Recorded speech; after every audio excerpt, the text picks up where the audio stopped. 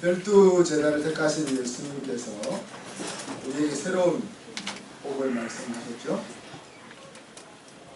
하나님이 왕으로 다스리는 천국을 우리에게 약속하셨습니다. 또 하나님만 바라보면서 세상을 인내하는 그 삶을 살아갈 수 있는 하나님의 위로를 받는 것이 복이다. 또 땅을 기업으로 받아서 수고하는 삶을 사는 것이 복이다. 의로운 나라가 이 땅에 임하는 것을 갈망하면서 사는 그것이 복이다. 하나님의 불쌍히 여기심을 바라면서 살아가는 것이 복이다. 하나님과 얼굴을 맞대어 보는 삶을 우리에게 복으로 얘기해 주고 계시고, 또 하나님의 아들이라 일컬음을 받는 것이 복이다 그랬습니다. 이런 것들이 정말 복으로 여겨지는가 하는 것들을 지난주에 생각해 봤습니다. 많이 가진 복, 또 애통해할 필요가 없이 풍족한 복, 내 마음먹은 대로 할 수 있는 복, 전 세상의 부귀영화를 모두 누릴 수 있는 복, 사용할 수 있는 힘을 가지고 있는 복, 세상과 하나님을 다 가지는 복, 그리고 경쟁에서 이기는 복, 고난 없이 영광스러운 복을 접고 예수님이 말씀하시는 새로운 복이 더 나은 것으로 내가 받아들일 수 있겠는가 하는 것이거든요. 저는 그렇습니다. 여러분도 그렇습니다. 이기를 제가 바라는 거죠. 하나님의 자녀는 하나님의 자녀답게 살 때 가장 큰 기쁨이 있기 마련이 됐습니다. 그래서 우리가 주님의 제자가 되기를 진정으로 원한다면, 또 이 세상에서 천국을 맛보며 살기를 원한다면 우리의 마음에 먼저 정리될 것이 오늘 예수님께서 하신 말씀입니다. 그것은 내가 또 어떤 승리를 원하는지 하는 것들을 정하는 것이 필요하기 때문에 그렇죠. 그래서 오늘은 우리의 가치와 우리 할 일에 대해서 여러분과 나누기를 원합니다. 오늘 말씀은 너희는 세상의 소금이요 세상의 빛이라 그렇게 말씀하셨습니다. 여기서 유의해야 될 것은 천국의 소금이라 혹은 천국의 빛이라 그렇게 말하지 않고 있죠. 이 말씀은 우리의 신앙이 사용되어야 될 곳이 어디인지를 분명하게 보여주고 있는 부분입니다. 하나님은 편재하신 하나님이라 하는 속성을 가지고 있죠. 그 말은 어디든 하나님은 계신다는 뜻입니다. 그러다 우리가 생명이 없는 저 사하라 사막 같은 곳에서도 하나님이 계시는가 이렇게 질문할 수 있는데, 물론 그렇다라고 말할 수 있겠죠. 그렇지만 이렇게 기계론적으로 접근할 필요가 없죠. 하나님이 계심에 있어서 중요한 것은 사람이 있는 곳에, 그렇죠? 당신이 만드신 생명이 있는 곳에 계신다는 것. 그 생명, 하나님이 만드신 생명과 사람이 없는 곳에 하나님이 기계론적으로 존재한다는 것은 별 의미가 없는 거죠. 하나님이 계시지 않는 곳은 어디일까? 저는 이런 생각을 해봤습니다. 가장 높은 산은 어떤 산이죠? 에베레스트 산. 가장 깊은 바다는 마리아나 해구. 저희들이 우리의 신방을 사이판에 신방 갔을 때 그 앞바다가 이제 마리아나 해구라는 곳이다 이랬는데, 마리아나 해구의 길이가 2,550km, 넓이가 70km, 평균 수심이 7,000에서 8,000km, 가장 깊은 곳은 11,034m, 4m까지 재는지 모르겠는데 뻘이 쌓여서는 33m가 될 수 있습니다. 2012년 3월에 딥시 챌린저를 타고 제임스 카메론이라는 감독이 그 마리아나 해구 밑에까지 가봤답니다. 아바타를 제작했던 그 감독입니다. 그래서 그곳을 가서 그 사람이 한 말이, 그곳은 마치 달의 표면과 같았다. 지구가 아닌 다른 행성을 여행하는 느낌이다. 그렇게 이제 기록을 했습니다. 그 깊은 바다 속에도 신발 밑창을 담은 물고기가 있고요. 또 스스로 빛을 내는 새우 같은 갑각류가 있고, 우리가 잘 아는 맛있게 먹는 아구, 여러 종류의 아구들이 살고 있고, 또 투명 오징어도 살고, 그냥 풍부한 미생물들이 2000여 종이나 있고, 그곳에 살고 있는 생물들의 평균 수명이 100년이나 된다. 또 그것은 마치 아마존 숲풀처럼 다량의 온실가스를 흡수해내는 지구의 흡화와 같은 노릇을 하는 곳이 마리아나 해구다 그렇습니다. 그래서 11,033m 그 깊은 빛도 도달하기 어려운 그 곳, 근데 그곳에도 하나님이 계신데 왜 우리 눈앞에는 하나님이 계시지 않는 곳이 많은가 하는 질문을 우리가 던져보자. 여러분 자녀들의 공부방에는 하나님이 계실까요? 우리 아이들이 공부할 때 그 공부하는 자리에 하나님 와 계실까? 여러분이 열심히 나가서 가족을 먹여 살리기 위해서 일하는 그 일터에 하나님이 계신다. 제가 작년에 그런 칼럼을 하나 잠깐 썼죠. 왜 국회에는 하나님이 계시지 않는가? 청와대에 가면 왜 대통령이 왕인가? 하나님이 왕이 아닌가? 저와 여러분의 집에는 과연 하나님이 계신가? 하는 질문을 던지고 싶답니다. 하나님이 어디든지 계시는가? 하나님이 계시지 않는 이와 같은 현상은 신앙이 종교로 이해되기 때문에 일어나는 현상이라고 말할 수 있습니다. 성경은 신앙은 하나의 종교가 아니고 삶이라고 우리에게 이야기합니다. 그래서 교회에서보다 직장에서 신앙이 더 발현되어야 하고 성경 공부 모임에서보다 가정에서 더 나타나야 하는 것이 신앙이라고 합니다. 오늘 주님의 선언이 바로 그것을 말하고 있는 거예요. 너희가 세상의 소금이고 세상의 빛이다. 세상과 떨어져서는 말할 수 없는 것이 신앙이라 하는 사실을 우리가 생각해 보아야 합니다. 세상의 소금이라는 것은 무엇을 의미할까요? 성경은 소금의 존재 가치에 대해서 이야기합니다. 소금이 만일 맛을 잃으면 그렇게 표현되는데 소금이 소금다움을 거부한다면 그런 의미입니다. 소금은 맛을 내는 짠맛을 내는 용도로 하나님께서 우리에게 주셨습니다. 그런데 그 소금을 다른 용도로 쓰려고 한다면 이게 의인화했으니까 소금이 다른 용도로 쓰이고자 한다면 누가 그것을 제자리로 돌려놓을 수 있겠는가 하는 것이 이제 오늘 성경의 논조입니다. 소금이 스스로 자기의 용도를 존재 가치를 적고 다르게 쓰임받는 길을 택한다면 누구도 그것을 제자리로 돌려놓을 수 없다는 말씀입니다. 그렇게 되면 땅에 던져 밟히우는 것 외에는 달리 쓰일 곳이 없다. 그렇게 이야기하고 있습니다. 사랑하는 성도 여러분, 그러면 저와 여러분의 존재 가치는 어디에 있겠습니까?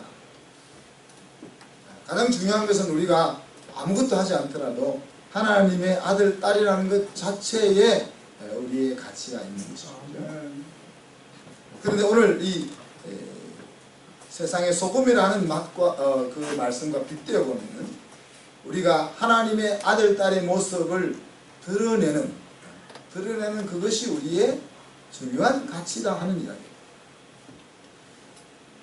소금이 자기의 맛을 거부하고 다른 용도로 쓰이기를 택하려고 한다면 누구도 제자리로 돌려놓을 수 없는 것처럼 만일 하나님의 아들, 딸인 우리가 하나님의 아들, 딸 아닌 세상의 아들, 딸로 살려고 한다면 사실 세상 사람들도 우리를 필요로 하지 않을 것이야. 세상 일에는 저와 여러분보다 세상 사람들이 더 지혜롭기 때문에 그렇습니다.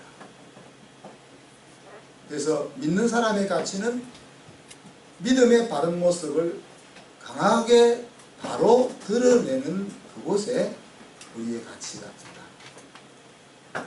비록 세상 사람들이 그렇게 사는 우리들을 비아냥거리고 손가락질 할지는 모르지만은 그래야 그들이 정말 벽에 부딪혔을 때 우리들을 찾아오게 되어 있는 것이다.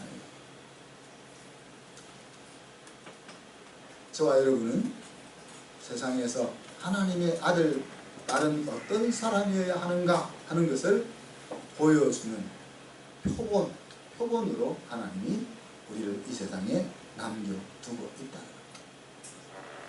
이 표본이 없으면, 이 기준이 없으면 마치 사사기에 살던 사람들이 자기 소견대로 행했던 것처럼 자기 소견에 옳은 대로 살아가게 하는. 지난 토요일부터 서울광장에서는 퀴어 축제가 벌어지고 있죠. 그래서 저는 비가 좀 길게 왔으면 기대합니다. 퀴어라는 말 자체가 괴상함이라는 그런 뜻이거든요. 그래서 13개 각국 대사관들이 부스를 만들고 불교 또 요즘은 기독교까지도 부스를 만들어서 우리 불교는 성소수자와 함께합니다. 이런 이제 슬로건을 걸고 영국 대사관 직원들은 20여 명이 나와가지고 사랑은 위대하다 그렇게 슬로건을 붙여놓고 있습니다. 그리고 서울시장을 위시한 위정자들은 인권을 이야기하는 거죠. 자, 우리가 어릴 때 학창시절을 다녔던 것을 기억해보면 꼭 여자 같은 남자애가 한둘 있었어요. 그래서 목소리도 여자 같고 하는 행동도 여자 같은 아이들이 있었던 기억이 납니다. 그러나 그것이 여성성이 많다는 거지, 그것이 성적으로 여자의 길을 택해야 된다는 것을 의미하는 것은 아닙니다. 우리가 여자같이 생긴 남자를 보고 비웃는 것은 분명히 잘못이죠. 그죠? 행동이 남자답지 못한 남자를 보면서 우리가 비웃는 것은 인권적인 문제가 될 수 있습니다만 그것이 성적으로 그것을 그렇게 사용하는 것을 용인하라는 말은 아니다. 근데 오늘날 인권이라는 말만 들어가면은 모든 것이 용인되는 사회 속에 우리가 살고, 그래서 이미 서울, 경기도 이쪽에 식자들이 많이 살고 있는 이 지방에서는 우리가 그런 것이 잘못되었다고 말하게 되면, 누가 그것을 고발하게 되면 법적으로 문제가 되는 시기까지 우리나라가 기준이 없으니까.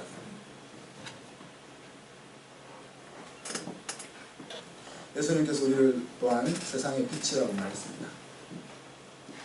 해가 떠오르면은 여기 산 위의 동네가 숨겨지지 않는다 그런 표현을 썼는데, 언덕 위의 집들, 해가 떠오르면은 언덕 위의 집은 어두움을 물리치면서 아름다운 모습을 드러내는 거잖아요. 그 말입니다. 사람이 등불을 켜가지고 이게 큰 그릇으로 덮어놓지 않잖아요. 불을 켤 때는 불을 밝히기 위해서 켜는 거죠. 그래서 불을 하나 켜서 가능하면 가장 그 공간이 밝을 수 있는 자리에 그 불을 가져다 놓는다. 예수님께서 그렇게 이야기하고 있습니다. 그래서 사람이 등불을 켜면 집안 모든 사람에게 비추는 곳에 두는 것처럼 너희 빛을 사람들 앞에 비치게 해라. 그렇게 얘기합니다. 너희 빛을 사람들에게 비추면은 그 빛을 통해서 드러난 그 사람들이, 그 빛을 보는 세상 사람들이 너희의 착한 행실을 보고 하늘 아버지께 영광을 돌리게 될 거다. 그래서 여기서는 빛의 여러 가지 내용 가운데서 착한 행실을 이야기하고 있는 거죠.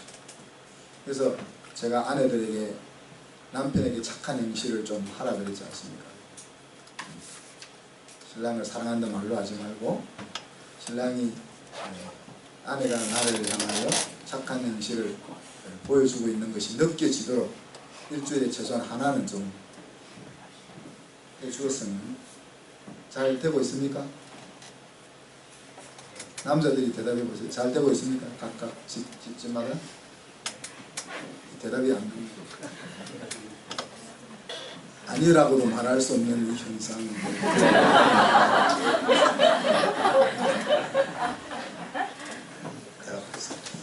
몇 달 안 물었더니만 그냥 그죠? 주님이 가르쳐준 기도에 보면은 당신의 이름이 거룩히 여김을 받으시오며 라는 부분이 나옵니다. 그죠? 우리 하나님의 자녀들의 삶을 통해서 하나님의 이름이 구별되기를 원하는 그런 기도죠. 기도라는 것은 매일 우리가 어떤 삶을, 어떤 걸음을 걸어가고자 하는 바람이고, 또 기도라는 것은 내가 도달하고자 하는 그런 목적지라고 말할 수 있습니다. 그죠? 그냥 우리가 뭐 밥 먹을 때 하나님 감사합니다 그런 것이 아니고, 우리가 기도를 할 때는 내가 어디에 이루고 싶다, 내 인생의 목적지는 여기여야 한다 하는 것이 기도 속에 담겨 있는 거죠. 그죠? 이 세상에서 내 생활을 통해서 하늘 아버지의 이름이 사람들에게 과연 다른 세상의 그 어떤 존재와도 구별되어지게 하고 있느냐, 과연 예수 믿는 사람들로 인해서, 우리들로 인해서 하나님의 이름이 높아지고 있는가, 우리가 질문을 해봅시다. 우리는 부끄럽습니다마는 오히려 교회로 인해서 하나님의 이름이 모욕을 받고 있는 시대에 살고 있습니다.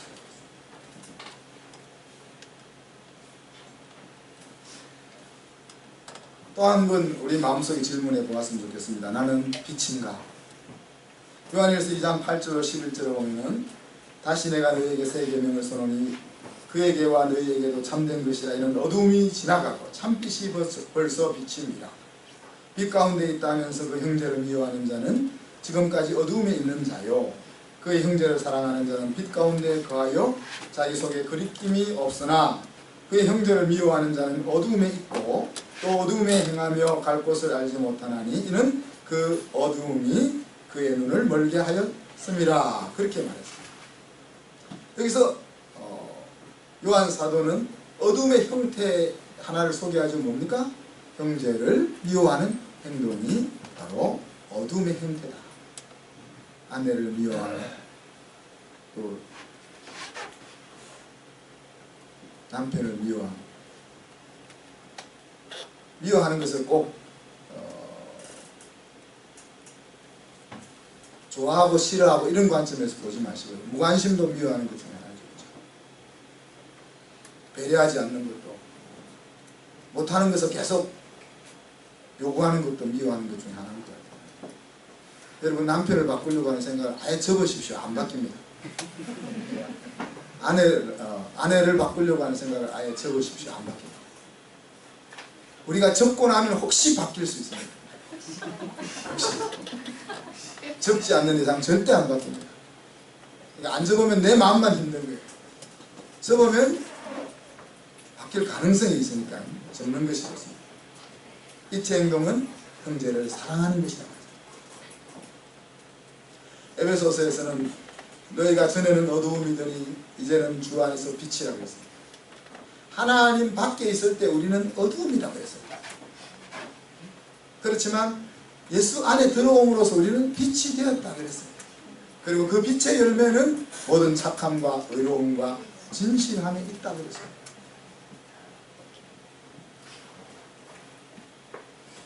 우리는 주 안에서 빛이 되었습니다. 그 말은 주 밖에서는 우리는 빛이 아니라는 거예요. 비록 우리가 하나님의 자녀가 되었지만 주님과 함께 하지 않으면 우리는 빛일 수가 없다는 이야기입니다. 지금도 우리는 빛이 아니라는 것, 주님 밖에 있어요. 주님과 함께 행동하면 빛의 자녀로 행동하면 착함과 의로움과 진실함의 열매를 맺게 되고, 이런 것들은 우리 하늘 아버지를 기쁘게 하는 행동이다. 그렇게 사도 바울이 이야기하고 있죠. 저와 여러분은 세상에 살고 있습니다. 오늘 성경은 그 세상은 어둠 가득한 곳이라고 합니다. 다시 말하면 우리가 어둠 가운데 살고 있다는 것입니다. 어둠 가운데 살고 있기 때문에 우리는 어두움의 일에 참여하기가 쉽습니다. 정신 차리지 않으면 그렇게 되고 만다는 거죠. 그래서 너희는 열매 없는 어둠의 일에 참여하지 말고 도리어 책망하라. 그들이 은밀히 행하는 것을 말하기도 부끄러운 것들이라. 그러나 책망을 받는 모든 것은 빛으로 말미암아 드러나느니 드러나는 것마다 빛입니다. 그러므로 이르시기를 잠자는 자여 깨어서 죽은 자들 가운데서 일어나라. 그리스도께서 너희에게 비추시느니라. 그렇게 말씀하셨습니다. 어두움 가운데 살고 있는 우리들은 어두움에 참여할 것이 아니라 오히려 어두움의 일을 책망해야 한다고 그랬습니다. 책망하는 것은 너희들이 잘못돼서 그렇게 힐난하는 것이 아니고 착한 행실로 세상을 비추는 것이 오늘 주님이 말씀하시는 책망하는 것입니다. 우리가 지금 대한문 광장 앞에서는 이제 퀴어 축제와 막불 집회가 열리고 있습니다. 그것도 필요하겠지만 오늘 주님이 말씀하시는 동성애 축제를 벌이고 있는 그들 앞에 가서 너희들이 하고 있는 것이 잘못이야 라고 지적하는 것을 말하지 않고 우리가 더 거룩한 삶을 사는 모습을 보여주는 것을 통해서 책망하라고 이야기하고 있는 거죠. 이렇게 우리가 착한 행실로 세상을 비추면 어떤 일이 일어난다겠습니까? 우리가 빛을 비추면 어떤 일이 일어난다겠습니까? 단상 설교의 말씀에 비추어 보자면 우리 하나님 아버지께 사람들이 영광을 돌리는 그런 일이 일어난다는 이야기고, 오늘 에베소서의 말씀에 비추어 보자면 빛이 빛으로 드러나게 된다는 이야기. 잠자는 자들이 그 빛을 보고 일어나게 돼요.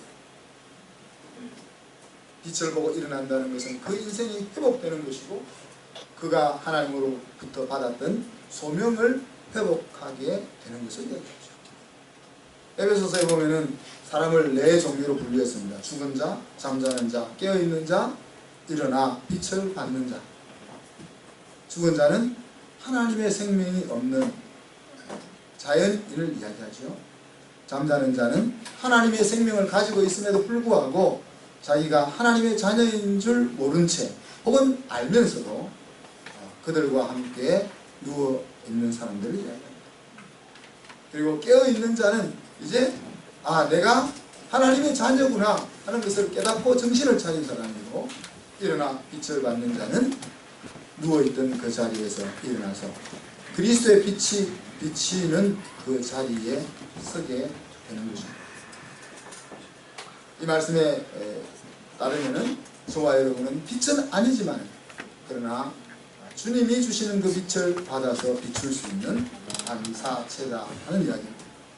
예수님 밖에서는 저와 여러분 빛이 아니다 그랬습니다. 그렇지만 예수님 안에 들어가면 우리는 빛이라 그랬습니다.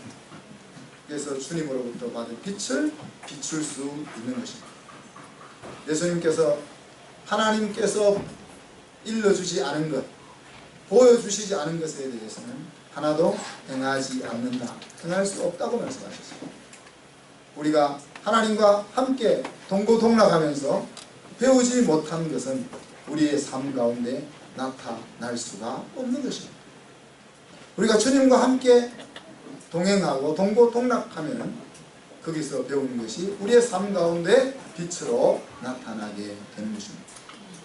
사랑하는 성도 여러분, 저와 여러분이 살고 있는 세상은 여러모로 무너지고 있다고 볼 수 있습니다. 경제가 발전할수록 빈부격차가 더 커져 가죠. 극한 사회적 단합은 사람들로 하여금 희망을 사라지게 만들고 그것은 폭력을 부르는 일들로 이어져 갑니다. 나라들마다 무슨 해방전선이니 하는 이름들이 그런 단체들이 왕성하게 활동하는 것은 바로 사회적 가난이 크게 만연되어 있는 곳입니다. IS와 같은 그런 암적인 존재가 발생하게 되는 이유도 하루에 500불을 받고 전투에 참여할 수 있는, 한 달에 500불을 받고 전투에 참여할 수 있는 사람들을 모집할 때 한 달에 500불을 벌는 사회적 여건이 되지 않기 때문에 그런 일들이 일어난다는 거예요.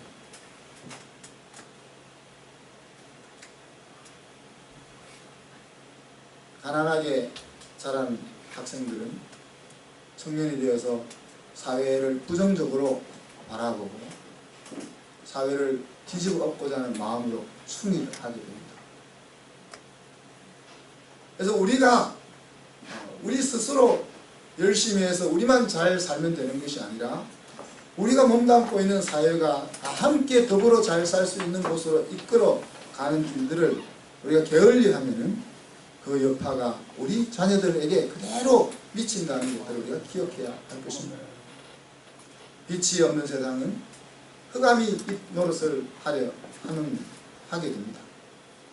그리스도인들이 빛을 제대로 비치지 않으면은 세상을 밝힐 수 없는 다른 단체들이 일어나서 다른 집단들이 일어나서 마치 그것이 세상을 밝게 해줄 수 있을 것처럼 백성들을 혹세 무민하게 되는 일들이 일어나고 있는 것입니다.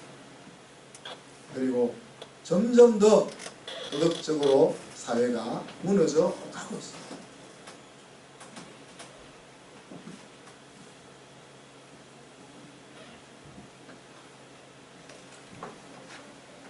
저와 여러분이 세상에서 소금으로 사는 것, 세상에서 빛을 비추며 사는 것, 그것은 단순히 내가 보람있게 사는 것에 머물지 않는다는 이야기입니다. 내가 보람있게 살 뿐 아니라 바로 이 세상을 살리는 길이기도 하다는 거예요. 그래서 저와 여러분은 우리의 삶의 무게를 더해야 합니다. 내가 잘 사는 것이 그냥 내 인생 하나를 행복하게 하는 것에 머무는 것이 아니라는 거예요. 내가 하나님의 관점에서 바르게 잘 살면은 그것이 바로 이 세상을 살려내는 길이기도 하다는 기도 제목을 하나 드리면서 말씀을 마무리하고자 합니다. 이런 무너져가는 세상에 소망은 어디에 있습니까? 하나님이 이 나라를 계속 붙잡아 주시는 데 있습니다. 그 일을 위해서 우리 한국교회의 목회자들이 본연의 자리를 찾고 빛이 될 수 있도록 여러분 매일 기도하시기를 바랍니다. 우리가 정치적으로, 경제적으로, 군사적으로, 도덕적으로 무너져 내려가고 있지만 우리가 직접 그 현장에 가서 구호를 걸고 무너져가는 것과 싸워 이겨낼 힘은 없지만 그러나 그렇게 싸우는 것보다 더 강력한 에너지는 바로 이 교회를 이끌고 가고 있는 그 목회자들이 정신을 차리고 하나님이 무엇을 원하는지 하는 것들을 바로 깨달아서 교회를 새롭게 하는 그 길을 찾게 하는 것이 우리가 사는 길이고 나라가 사는 길이라는 것입니다. 항상 생각하는 것이 악했던 노아 시대, 하나님이 세상을 썰어버렸습니다. 성적으로 타락하고 부패했던 소돔과 고모라를 하나님이 불로 심판의 흔적조차 없게 썰어버리셨습니다. 자신들이 왕이 되어 하나님이 있을 자리가 없는 그런 사회를 하나님이 그냥 보고 그대로 존속해 하지 않으신다는 이야기. 특히 하나님의 백성들 가운데서 하나님의 아들, 딸답게 사는 사람들을 찾아볼 수가 없게 된다면 하나님은 더 이상 그 사회를 붙잡고 있을 이유가 없다는 거예요. 그래서 우리가 세상의 소금이요 빛이라는 사실과 함께 우리 스스로가 그 소금과 빛의 길을 걸어갈 뿐 아니라 이 민족을 이끌어가는 교회 지도자들이 그 자리에 바로 설 수 있도록 기도하기를 당부하는 것입니다. 기도하겠습니다. 하나님 아버지, 사랑과 은혜를 감사합니다. 우리를 이 땅의 소금과 빛으로 남겨두심을 감사합니다. 우리가 이 민족의 보루다 하는 사실들을 우리 성도들이 제대로 인식하게 하여 주시고 소금과 빛의 삶을 제대로 감당할 수 있는 저희들이 될 수 있도록 붙잡아 주시고 인도하여 주옵소서. 특별히 우리가 감당할 수 없는 수많은 난제들이 우리 앞에 밀려있고 우리 주변에 있는 수많은 열강들이 이 나라의 복된 길을 가로막으려고 하고 있는 이 상황 속에서 우리의 살 길은 하나님이 우리의 손을 넣지 않는 그것밖에 없음을 바로 인식하게 하시고 이것을 깨닫는 자들이 날마다 주의 목전에서 하나님의 긍휼을 갈구하는 자리에 서게 하여 주옵소서. 감사드리며 예수 그리스도의 이름으로 기도하옵나이다. 아멘.